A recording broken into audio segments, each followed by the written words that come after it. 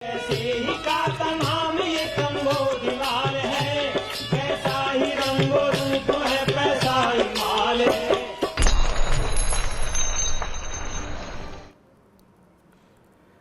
नमस्कार, मैं हूं शुभम शंकरधर। आप देख रहे हैं मनी 9। स्वागत है आपका मनी सेंट्रल में। मेरे साथ स्टूडियो में मनी 9 के एडिटर अंशुमान तिवारी जी जुड़ गए हैं। सर, बहुत स्वागत है आपका।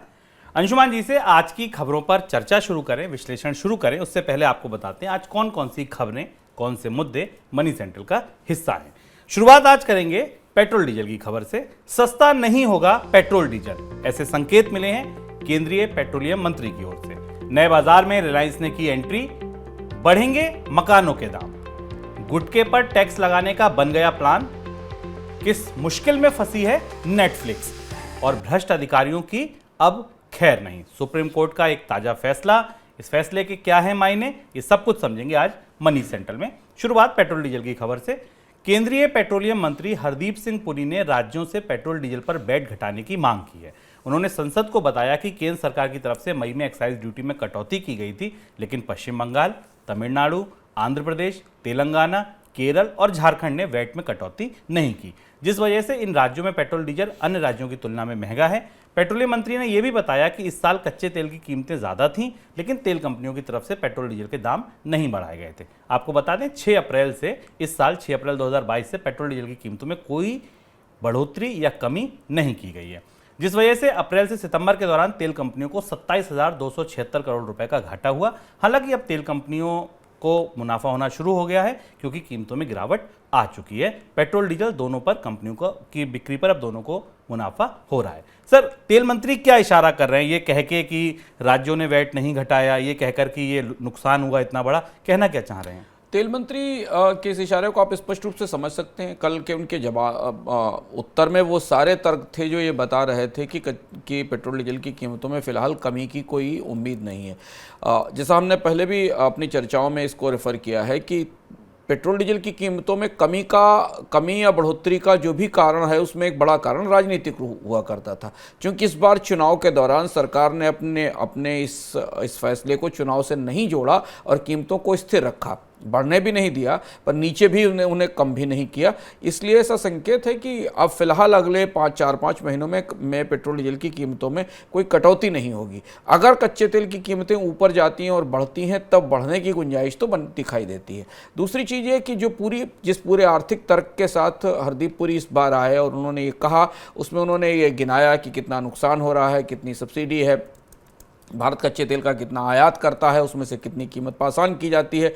ये तर्क भी अब अप्रैल से सितंबर के बीच में जो घाटा हुआ था तेल कंपनियों को, वो भी लगभग उसकी भरपाई हो गई है, क्योंकि तेल की कीमतें $100 से के बजाय अब $80 के आसपास आ रही हैं, तो कंपनियों को के नुकसानों की भरपाई भी शुरू हो गई है। दूसरी तरफ सरकार ने 22-23 हज़ार करोड़ रुपए बजट से तेल कंपनियों के घाटे की भरपाई के लिए भी उपलब्ध कराए हैं। इसके साथ ही एलपीजी को लेकर भी उनका बयान बहुत स्पष्ट था कि एलपीजी की कीमतों में भी सरकार को या तेल कंपनियों को जो लागत पर मिल रही है, उस हिसाब से एलपीजी की कीमतों में भी उतनी बढ़ोतरी नहीं की गई जितनी बढ़ोतरी होनी चाहिए थी।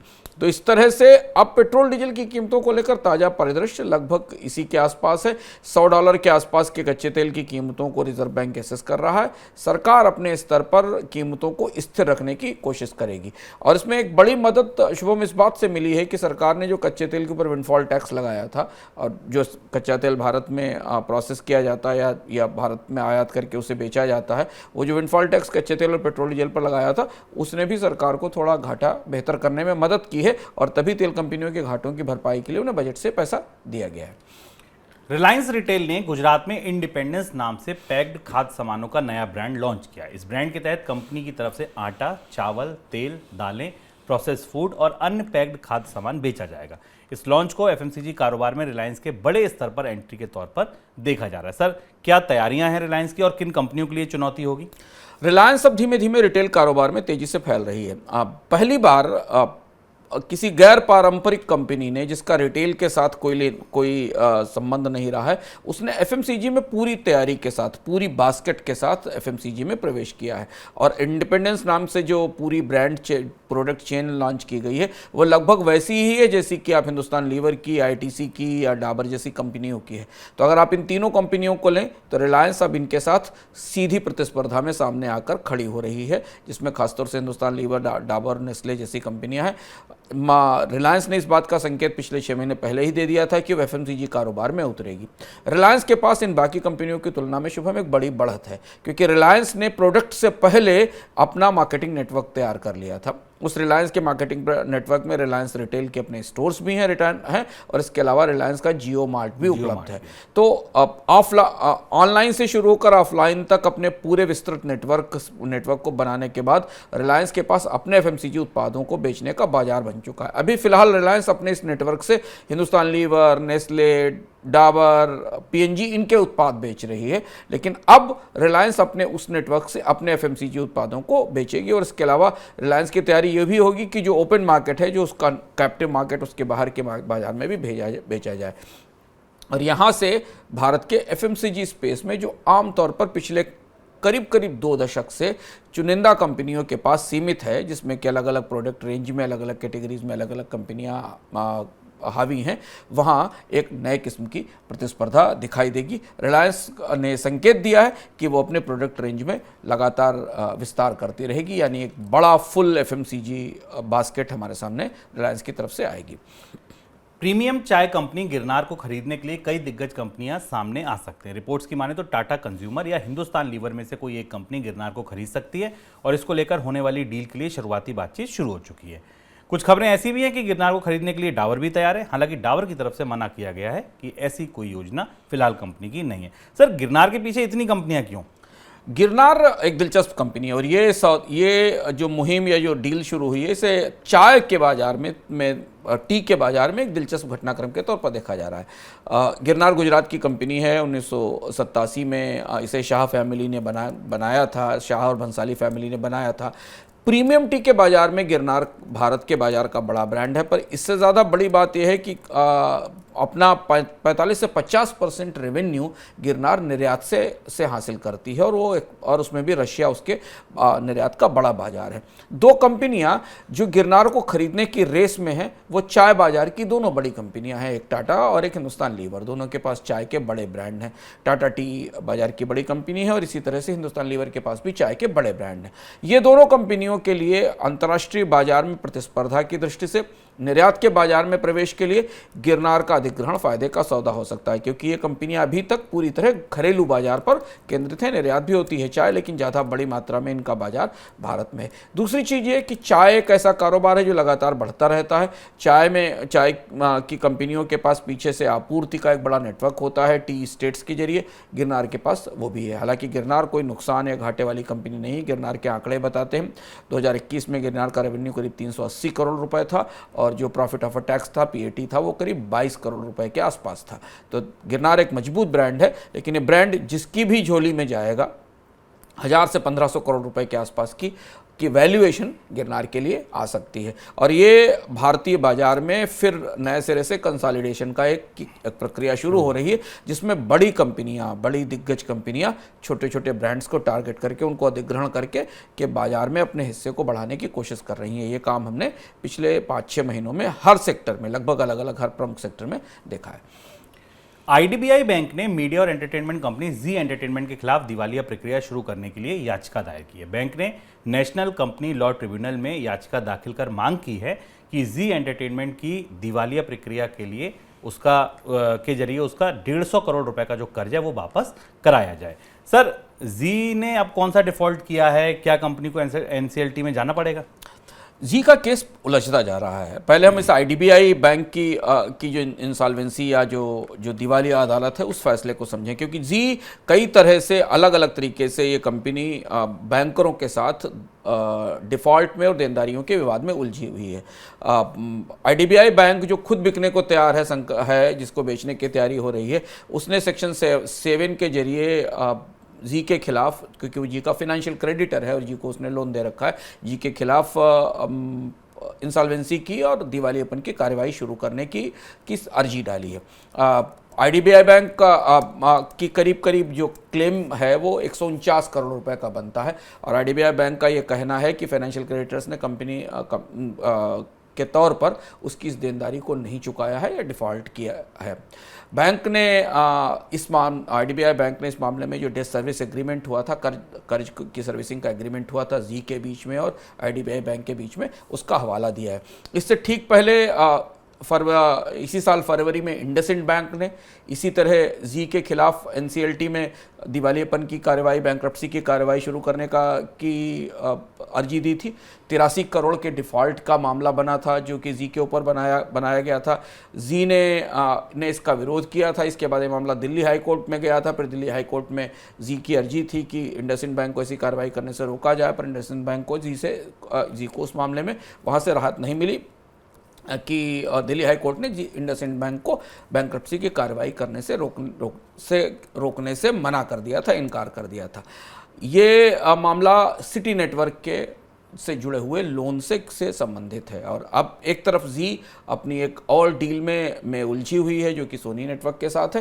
पूरे ग्रुप के सामने कर्ज को लेकर काफ़ी सारी उलझनें सामने दिखाई दे रही हैं और अगर ये बैंक्रप्सी की प्रक्रिया शुरू होती है तो फिर बाकी और रिस्ट्रक्चरिंग जो कंपनी अपनी करने जा रही है उस पर भी असर पड़ेगा। अब महंगाई मीटर।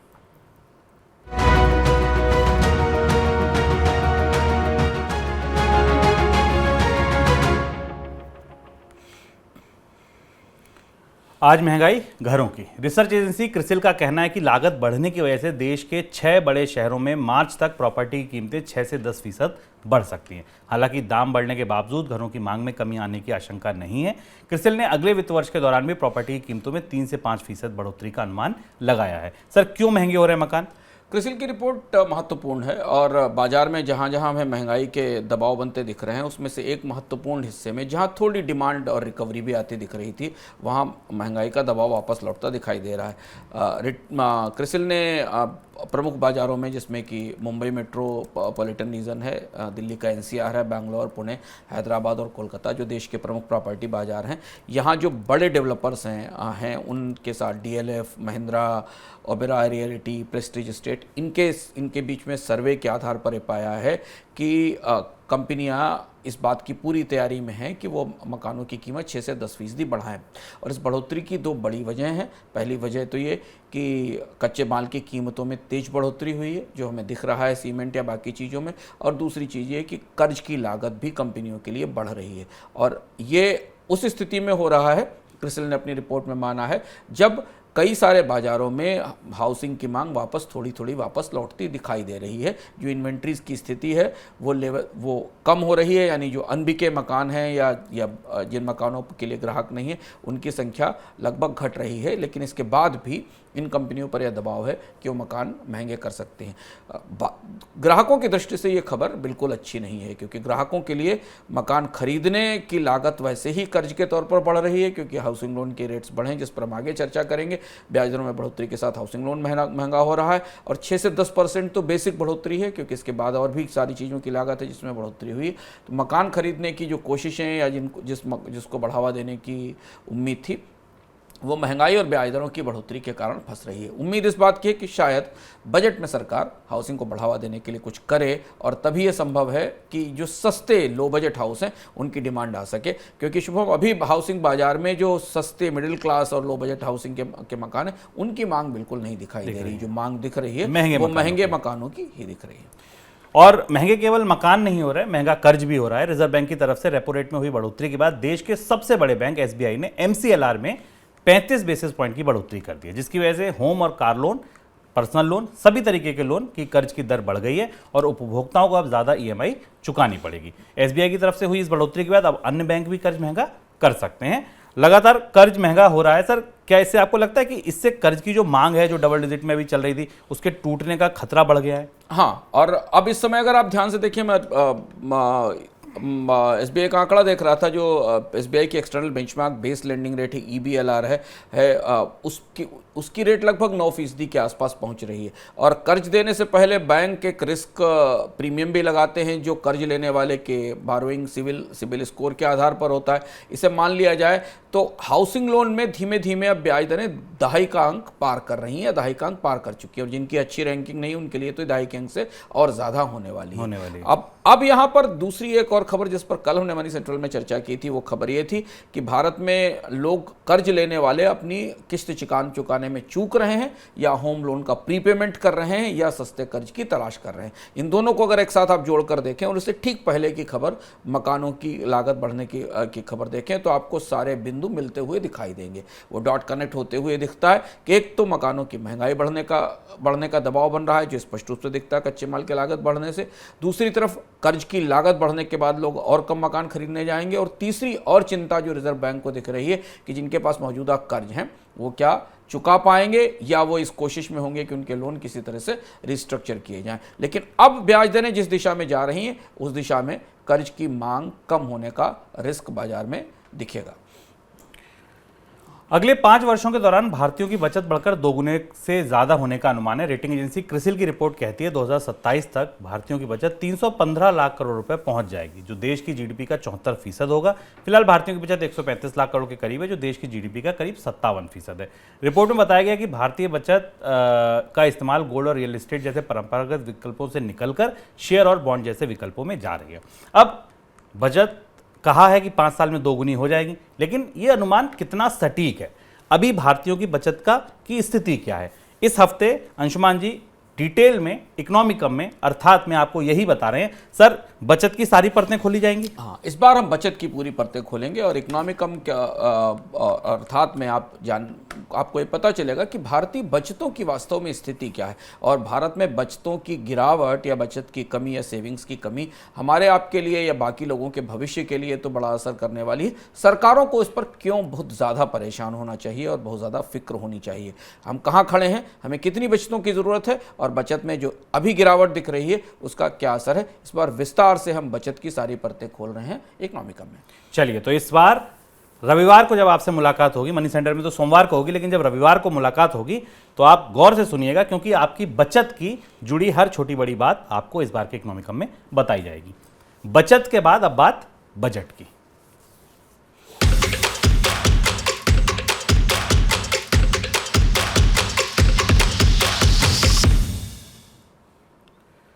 जीएसटी के तहत पान मसाला और गुटखा पर टैक्स के ढांचे पर राय देने के लिए बने ग्रुप ऑफ मिनिस्टर यानी जीओएम ने टैक्स आधारित स्पेशल शुल्क लगाने का सुझाव दिया है। शनिवार को होने वाली जीएसटी काउंसिल की बैठक में इस सुझाव पर विचार हो सकता है।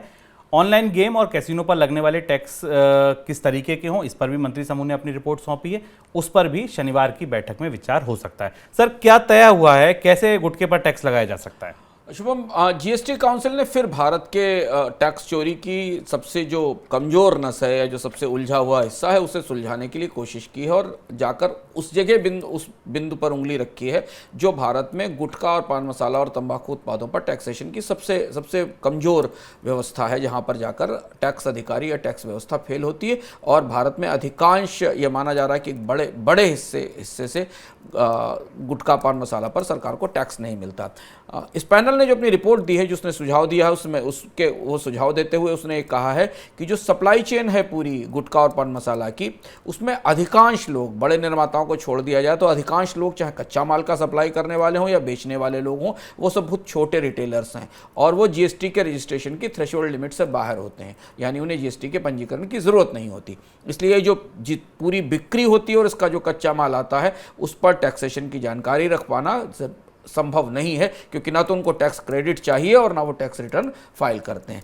ऐसी स्थिति में जीएसटी काउंसिल ने पहली बार समिति ने इस बात का प्रस्ताव किया है। काउंसिल इस पर फैसला लेगी और शायद बजट में भी इस तरफ कुछ व्यवस्था की जाएगी कि 38 अलग अलग उत्पादों पर और सामानों पर, जो कि इस पूरे इकोसिस्टम का, इस पूरे उद्योग का हिस्सा हैं गुटखा पान मसाला उद्योग का, जिसमें हुक्का और चिलम भी शामिल है, पर पान मसाला, च्यूइंग टोबैको, इनमें 12 से 69% तक के टैक्सेशन की की सिफारिश की है, यानी 12% से 69% तक का टैक्स इसके अलग अलग कच्चे माल और आइटम्स पर लगाया जा सकता है। जो सिफारिश है वो सिफारिश टैक्स में किस तरह से लागू होगी, ये बात जीएसटी डिपार्टमेंट तय करेगा और इसे कैसे लागू किया जाएगा।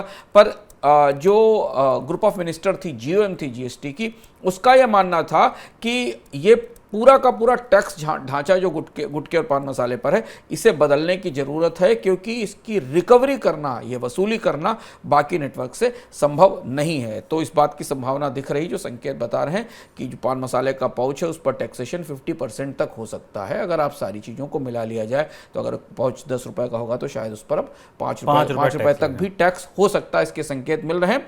यानी इस नई व्यवस्था के आने के बाद पान मसाले और गुटखे की कीमतों में भी और ज़्यादा बढ़ोतरी होगी। पैनल की सिफारिशें अभी जीएसटी काउंसिल के पास जाएंगी और फिर जीएसटी काउंसिल इस पर फैसला करके और उसे सरकार सूची नोटिफाई करेगी। अमेरिकी सेंट्रल बैंक फेडरल रिजर्व की तरफ से महंगाई को घटाने के लिए जो कदम उठाए गए हैं उनकी वजह से महंगाई में तो कमी आना शुरू हुई है, लेकिन अमेरिका में मंदी की आशंका गहरा गई है। नवंबर में रिटेल सेल के अनुमान से ज़्यादा गिरावट आई है। इंडस्ट्रियल प्रोडक्शन में भी गिरावट देखने को मिली है। 9 दिसंबर को खत्म हफ्ते के दौरान बेरोजगारी भत्ते के लिए 2 लाख से ज़्यादा लोगों ने आवेदन किया। बेरोजगारी के आवेदन हुए, मतलब कि नौकरियां जा रही हैं। दूसरी तरफ क्या हो रहा है? दूसरी तरफ महंगाई से लड़ने के लिए यूरोपियन सेंट्रल बैंक के साथ बैंक ऑफ इंग्लैंड ने ब्याज दरें बढ़ा दी। दोनों केंद्रीय बैंकों ने 50 बेसिस पॉइंट की बढ़ोतरी की। तो एक तरफ महंगाई अभी भी कम करने के लिए ब्याज दरें बढ़ाई जा रही है और दूसरी तरफ उनका असर दिख रहा है। अटलांटिक के दोनों ओर की ये स्थिति है। इस बीच गोल्डमैन सैक्स का एक अनुमान आया। क्या आया? उन्होंने कहा कि 2023 में सभी एसेट क्लास कमोडिटीज का प्रदर्शन अच्छा रह सकता है, सारे एसेट क्लास में। यानी कि अगर आप इक्विटी देख लीजिए, गोल्ड देख लीजिए, कमोडिटीज देख लीजिए, तो कमोडिटी सबसे अच्छा प्रदर्शन करेंगी। गोल्डमैन सैक्स ने 2023 के दौरान कमोडिटीज में 40% से ज़्यादा रिटर्न मिलने का अनुमान लगाया। सर, क्या अमेरिका में मंदी की संभावना गहरी हो रही है? यूरोप भी इसको देख ही रहा होगा। आपको लगता है कि ब्याज दरें बढ़ने का सिलसिला कुछ थमेगा, रुकेगा, कम होगा? ये पूरी गुत्थी दूसरी तरह से उलझ रही है। आज अमेरिका में ब्याज दरें बढ़ने की संभावना और मंदी आने की संभावना के बीच दूसरी एक और खबर है जो इसे अपनी दूसरे दिशा में खींच रही है। पहली चीज़ तो ये कि अमेरिका में अभी मंदी की अगले साल जो जेरोम पावेल ने संभावना दी है उसमें 1% से नीचे की विकास दर की संभावना है। अमेरिका का फेडरल रिजर्व महंगाई को सबसे बड़ी चुनौती मान रहा है। मंदी आती है तब तक जब तक कि महंगाई में कमी नहीं आती। फेडरल रिजर्व अपने स्टांस में कोई चेंज नहीं करेगा और उसे 2% पर महंगाई दर लेकर आनी है। पर जो दूसरी खबर आ रही है वो कमोडिटी बाजार से वो ज़्यादा चौंकाने वाली है। अगर आप गोल्डमैन सैक्स के इस आकलन को देखें और अगर आप पिछले एक साल में कमोडिटी की कीमतों को देखें और उसके बाद फॉरवर्ड के रेट्स को देखें, अगर इन्हें साथ में एक साथ रखें तो आपको दिखाई देगा कि कमोडिटी बाजार मंदी की कोई संकेत नहीं दे रहा है। कमोडिटी बाजार दरअसल कीमतें बढ़ते जाने के संकेत दे रहा है और शायद यही फेडरल रिजर्व की चिंता होगी कि यदि ब्याज मंदी आएगी भी तो उससे ज़्यादा जिद्दी महंगाई उसका रास्ता रोकने के लिए खड़ी होगी। गोल्डमैन सैक्स ने अपनी रिपोर्ट में कहा है कि अगले साल 40% तक रिटर्न आ सकता है, जो बहुत बड़ा रिटर्न है कमोडिटीज़ में, क्योंकि कमोडिटीज़ आमतौर पर महंगाई की दोस्त होती हैं। इसलिए दुनिया भर की सारी सरकारें कोशिश करती हैं कि कच्चे माल की कीमतें ना बढ़ें। अब ऐसा क्यों होने वाला है अगले साल? इसकी 2 बड़ी वजह हैं। पहली चीज़ तो ये कि सप्लाईज़ की शॉर्टेज है और गोल्डमैन सैक्स का मानना है कि सारी बड़ी कमोडिटीज़ की, तेल हो, तांबा हो, जिंक हो, सारी बड़ी कमोडिटीज़ की, इसमें फूड भी हैं, इनकी सप्लाई में, इनकी आपूर्ति में कमी लगातार बनी रहने वाली है। इसकी बड़ी वजह यह है कि पिछले 6-7 साल में दुनिया के कमोडिटी कारोबारियों और निवेशकों ने क्षमताएं बढ़ाने में निवेश नहीं किया है। लगभग ये स्थिति हर प्रमुख कमोडिटी में है। बाजार में उतार चढ़ाव और अप्रत्याशित व्यवस्थाओं को देखते हुए एक बायस है कमोडिटी प्रोड्यूसर्स का इन्फ्लेशन के फेवर में, कीमतें बढ़ाने के फेवर में। और यदि माइनिंग करने वाली कंपनी माइनिंग की क्षमता ही नहीं बढ़ाएगी तो आपूर्ति नहीं बढ़ेगी और आपूर्ति नहीं बढ़ेगी तो कीमतें ऊपर रहेंगी। और ये बात गोल्डमैन सैक्स की रिपोर्ट में निकलकर सामने आई और इसलिए उसने ये संकेत दिया है कि कमोडिटी में निवेश शायद अगले साल ज़्यादा बेहतर विकल्प हो सकता है। कमोडिटी निवेशकों के लिए एक खबर किसी संगीत से कम नहीं है उनके कान के लिए, लेकिन बैंकरों के लिए इससे बुरी कोई खबर नहीं, क्योंकि केंद्रीय बैंकर तो ये चाहते थे कि कमोडिटीज मंदी का धमाका हो। मंदी के डर से पूरी दुनिया में कमोडिटीज़ की कीमतें बुरी तरह टूट जाएं, जिंक की कीमत टूट जाए, गेहूं की कीमत टूट जाए, आयरन ओर टूट जाए, क्रूड टूट जाए और वापस हम डिमांड को अब जब टूटे और कीमतें कम हो तो महंगाई नियंत्रित हो और उसके बाद वापस डिमांड लौटे। ये परिस्थिति बनती अभी बाजार में दिखाई नहीं दे रही है। सर इस बीच रुपए को अगर देखें, क्योंकि इसका पूरा असर सीधी सी बात है डॉलर इंडेक्स पे भी पड़ेगा, वहां पे कमजोरी है। रुपया इस समय बहुत दिन से चर्चा में नहीं है, हम लोग भी मनी सेंटर में नहीं ले रहे हैं क्योंकि कोई मूवमेंट नहीं दिख रहा है। वो कहाँ फंसा है? रुपए पर दबाव लगातार बना हुआ है। अगर आप रुपए को तोड़ने वाले कारक जो पिछले 3-4 महीने काम कर रहे थे, उन सारे कारकों की रोशनी में देखें तो रुपया शायद तुलनात्मक रूप से और ज़्यादा कमज़ोर है, क्योंकि जब रुपए में गिरावट शुरू हुई थी तब डॉलर इंडेक्स 110-111 के आंकड़े छू रहा था। तब भारत में विदेशी मुद्रा भंडार में तेज गिरावट थी और भारत में विदेशी निवेशकों का निवेश सिकुड़ रहा था। इन तीन परिस्थितियों के बीच रुपए ने अपनी यात्रा 79 से करीब 78-79 से 83 की तरफ शुरू की थी और 79 से 83 की इस यात्रा में जो बाकी कमज़ोर करने वाले कारक थे वो बेहतर होने लगे। आज हम डॉलर इंडेक्स को देख रहे हैं तो 105 से नीचे 104 के आसपास है। विदेशी मुद्रा भंडार में बढ़ोतरी हुई है। रिजर्व बैंक ने बाजार से विदेशी मुद्रा खरीद कर भंडार को ठीक करने की कोशिश की है। शेयर बाजारों में निवेशक आ रहे हैं, जा रहे हैं। हालांकि ये साल विदेशी निवेशकों के निवेश के हिसाब से सबसे खराब साल के तौर पर खत्म होगा, लेकिन फिर भी विदेशी बाजार में विदेशी पूंजी आ रही है। इन तीनों परिस्थितियों की रोशनी में रुपए में जो रिकवरी दिखनी चाहिए थी वो नहीं दिखती। रुपया अभी भी 83 के आसपास, 82-86-82-70 के आसपास घूम रहा है और विशेषज्ञ मान रहे हैं कि आने वाले समय में रुपए पर दबाव लगातार बना रहेगा। उसकी बड़ी वजह यह है कि कम से कम यहाँ से 100 बेसिस पॉइंट से 125 बेसिस पॉइंट की ब्याज दरों में बढ़ोतरी तो अभी फेडरल रिजर्व को ही करनी है, जहाँ उसके बाद और फिर उसके बाद बाकी दुनिया की अर्थव्यवस्थाएं भी करेंगी। तो रुपए की स्थिति जितनी तेजी से गिरी थी, रुपया जितनी तेजी से दुबला हुआ था, बीमार हुआ था, टूटा था, उतनी से तेजी से उसमें रिकवरी नहीं आई उतनी तेजी से। जबकि रुपए को बीमार करने वाला, ये रुपए के लिए जो अच्छा मौसम बन रहा था, ये रुपए के लिए जो खराब मौसम था, वो मौसम तो ठीक हुआ पर रुपए की परिस्थिति ठीक नहीं हुई। और यहाँ कहीं ना कहीं भारतीय अर्थव्यवस्था की जो मैक्रो इकोनॉमिक सिचुएशंस हैं, डिमांड की, ग्रोथ की, वो भी कहीं ना कहीं रुपए की ताकत को कमज़ोर कर रही हैं। रुपए का सूरत हाल फिलहाल इस समय ये है। अमेरिकी उद्योगपति एलन मस्क ने इलेक्ट्रिक व्हीकल कंपनी टेस्ला में 2.2 करोड़ शेयरों की बिकवाली की है। मस्क ने इस बिकवाली से 3.6 अरब डॉलर जुटाए हैं। शेयरों की यह बिकवाली सोमवार, मंगलवार और बुधवार को हुई है। पिछले एक साल में एलन मस्क की तरफ से टेस्ला के करीब 40 अरब डॉलर के शेयर बेचे जा चुके हैं। टेस्ला में एलन मस्क की हिस्सेदारी घटकर 13.7% रह गई, जो पिछले साल तक 17% हुआ करती थी। एलन मस्क ने इस साल माइक्रो ब्लॉगिंग ऐप ट्विटर पर 44 अरब डॉलर रुपए में उसे खरीदा है और ट्विटर को खरीदने के लिए कुछ पैसा टेस्ला के शेयर बेचकर भी जुटाया गया है। सर, ट्विटर टेस्ला की कुर्बानी मांग रहा है, क्या टेस्ला में क्या हो रहा है?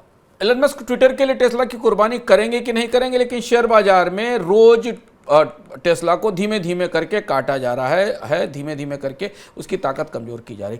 टेस्ला को लेकर मस्क गहरी मुश्किल में है। ट्विटर पर जो भी हो रहा है उसके बिल्कुल विपरीत टेस्ला के शेयरधारकों के लिए ये पूरा अधिग्रहण काफ़ी भारी पड़ा है। पर इससे ज़्यादा, ट्विटर के अधिग्रहण से ज़्यादा महत्वपूर्ण बात यह कि टेस्ला अपनी ही पूरी रणनीति में उलझती दिख रही है। अब निवेशक खुलकर बाहर ओपन सोशल फोरम पर मस्क के फैसलों का, टेस्ला के निवेशक मस्क के फैसलों का विरोध कर रहे हैं, सवाल पूछ रहे हैं, मस्क उनका जवाब नहीं दे रहे हैं। प्रॉब्लम टेस्ला के साथ ये है कि टेस्ला को अब बाजार में बड़ा कंपटीशन मिल रहा है चीन की कंपनियों से, क्योंकि टेस्ला का प्रोडक्ट रेंज या कारों की जो रेंज है वो बहुत सीमित है। टेस्ला ने ये कंपनी बनाई थी, जो पूरी प्रोडक्ट फैमिली वो बहुत छोटी है, ये उनके लिए बनाई थी कि जो महंगी कारें खरीदेंगे, जिनके दिमाग में पर्यावरण के प्रति संवेदनशीलता होगी, सेंसिटिविटीज़ होंगी, वो इन महंगी कारों में पर्यावरण को सुरक्षित रखने की दृष्टि से निवेश करेंगे। महंगाई आने के बाद और बाकी लागतें बढ़ने के बाद, बहुत सारी और परिवर्तन होने के बाद टेस्ला की डिमांड टूटना शुरू हुई। और इधर चीनी कंपनियों ने, जहां मस्क के कारोबार का एक बड़ा हिस्सा मौजूद है, उन्होंने अंतर्राष्ट्रीय बाजार में सस्ती कारें लाकर इस बाजार में, कम से कम जो छोटा सा बाजार है, उसमें मस्क को चुनौती देनी शुरू कर दी है। और इसलिए टेस्ला के स्टॉक में भी तेज गिरावट आ रही है और अब टेस्ला से पैसा निकालने की बात, और लगातार मस्क उससे पैसा निकाल रहे हैं। मस्क दूसरी जगह भी, मस्क ट्विटर को लेकर भी मुश्किल में है। मस्क के साथ ट्विटर को मैनेज करना, उसके फिनांसेस को मैनेज करना, वो भी खास तौर पर दुनिया में जब मंदी है, खर्च कम हो रहा है, तो ट्विटर के फिनांसेस को मैनेज करना भी मुश्किल हो रहा है। बहुत सारे लोग ये मान रहे हैं कि ऐसा ना हो कि ट्विटर के चक्कर में टेस्ला और टेस्ला के चक्कर में ट्विटर दोनों ही हाथ से निकल जाएं, ऐसी परिस्थिति ना मस्क के लिए बन जाए। ऐसी चर्चाएं अब बाजार में हो रही हैं। अगली खबर नेटफ्लिक्स है। ओटीटी प्लेटफॉर्म नेटफ्लिक्स ने एडवर्टाइजर्स को बताए व्यूअरशिप लक्ष्य से पीछे रहने के बाद एडवर्टाइजर्स से कहा है कि वे चाहें तो बचे हुए पैसे को वापस ले सकते हैं। मतलब वो ये कहना चाह रहे हैं कि आपने मुझे पैसा दिया, मैं आपका ऐड अपने प्लेटफॉर्म पे चलाऊंगा और उम्मीद थी कि 100 व्यूज आएंगे, अब 100 नहीं आ पाए, तो अगर आप चाहें तो अपना बचा हुआ पैसा वापस ले लें। रिपोर्ट्स की माने तो नेटफ्लिक्स एडवर्टाइजर को जितनी व्यूअरशिप का लक्ष्य दिया था वह 80% ही पूरी हो सकी है। सर, नेटफ्लिक्स इतनी मुश्किल में क्यों दिख रही है? नेटफ्लिक्स अपने बाकी प्रतिस्पर्धी कंपनियों की तुलना में ज़्यादा मुश्किल में दिख रहा है। हालांकि वीडियो स्ट्रीमिंग का मार्केट है, बराबर ग्रो कर रहा है। ओटीटी का मार्केट अमेरिका में मैच्योर है, अगले लेवल की तरफ जा रहा है। दुनिया के कई जगह बाजारों में ओटीटी अब इस्टेब्लिश हो रहा है, कंटेंट के तौर पर, चॉइस के तौर पर भी। लेकिन नेटफ्लिक्स को लगातार चुनौती मिल रही है और ये काम जो नेटफ्लिक्स करने जा रही है, अगर ये बात ऐसी होता है तो ये बाजार में एक किस्म की नज़ीर बनेगी जहाँ एडवर्टाइजर्स के कमिटमेंट उन्हें वापस किए जाएंगे, ऐसा माना जा रहा है। शुभम विशेषज्ञ ये मान रहे हैं और बाजार को अगर आप करीब से देखें तो आपको दिखाई देगा कि जो नेटफ्लिक्स की प्रतिस्पर्धी कंपनियां हैं, उनकी प्रोडक्ट ऑफरिंग और उनकी पैकेजिंग नेटफ्लिक्स की तुलना में ज़्यादा अच्छी है और उनके पास कई सारे और भी विकल्प उपलब्ध हैं। जैसे कि डिज्नी नेटफ्लिक्स का बड़ा कॉम्पिटिटर है बाजार में, उसके पास हुलू और ESPN की पैकेजिंग है, एक बंडलिंग है, और जिसके कारण डिज्नी को अपना काम करने में सुविधा को बेहतर बाजार मिलता है, स्पोर्ट्स के जरिए भी मिलता है, मूवीज़ ऑन डिमांड के जरिए भी मिलता है और एक बड़ा और नेटवर्क भी मिलता है। अमेजन प्राइम का बंडल भी काफ़ी कुछ चीज़ें लेकर एक साथ आता है। यूट्यूब के पास भी टीवी का चैनल के साथ टीवी का बंडल आता है। नेटफ्लिक्स इस मामले में अभी थोड़ा सीमित नेटवर्क के ऊपर केवल OTT ऑफर कर रहा है। तो या तो नेटफ्लिक्स को अपनी सेवाएं बढ़ाकर कुछ नई सेवाएं उसमें जोड़नी पड़ेंगी और नहीं तो रेवेन्यूज़ मेंटेन करना मुश्किल हो जाएगा। और ये बात हमें नेटफ्लिक्स के स्टॉक पर बाजार में लगातार दिखाई दे रही है, जिसमें लगभग गुरुवार वाले दिन 9% के आसपास की गिरावट आई। बिल्कुल। अब दिन की सबसे बड़ी खबर,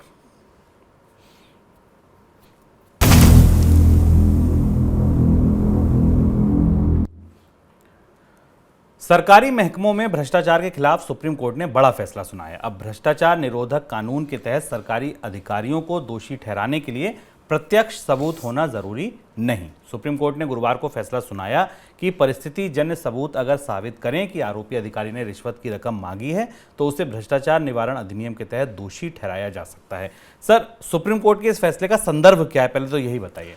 सुप्रीम कोर्ट की कॉन्स्टिट्यूशनल बेंच ने फैसला दिया और ये भारत में भ्रष्टाचार के मामलों की डीलिंग को कानूनी तौर पर देखने, उनकी पैरवी करने और उनके संदर्भ में कार्रवाई करने की दृष्टि से हाल फिलहाल के वर्षों का सबसे महत्वपूर्ण फैसला होने वाला है। और इसलिए ये हमारे लिए आज की सबसे बड़ी खबर है, क्योंकि भ्रष्टाचार और खासतौर से सरकारी भ्रष्टाचार हमारी आपकी ज़िंदगी को सबसे ज़्यादा प्रभावित करते हैं। किस्सा ये कि 2015 में सुप्रीम कोर्ट ने एक फैसला दिया था, जिस फैसले में ये कहा था कि यदि किसी सरकारी अधिकारी के खिलाफ सीधा प्रत्यक्ष सबूत भ्रष्टाचार का नहीं है तो उसे बरी किया जा सकता है या उसे अपराध या दोष मुक्त किया जा सकता है। लेकिन इस फैसले में कुछ इनकन्सिस्टेंसीज थी, तो एक 3 मेंबर जजेस की जो बेंच थी उसने 2019 में से कॉन्स्टिट्यूशनल बेंच को रेफर कर दिया था, संविधान पीठ को, सुप्रीम कोर्ट के संविधान पीठ को दे दिया था। और संविधान पीठ को यह फैसला करने के लिए सोचने के लिए कहा गया था कि वो ये तय करे कि ये तर्क कहाँ तक सही है कि किसी अधिकारी के खिलाफ अगर कोई सीधे प्रत्यक्ष सबूत नहीं है तो उसे परिस्थितिजन्य साक्ष्य के आधार पर उसके खिलाफ मुकदमा या मामला चलाया जाना चाहिए कि नहीं। और यहाँ पर सुप्रीम कोर्ट ने जो कल फैसला सुनाया है वो इस पूरे मामले की धूलगर्द भी साफ करता है और जो जांच एजेंसियां हैं उनके हाथ में थोड़ी ज़्यादा ताकत सौंपता है। सर, व्यवहारिक रूप से अगर देखें तो ये फैसला कैसे काम करेगा?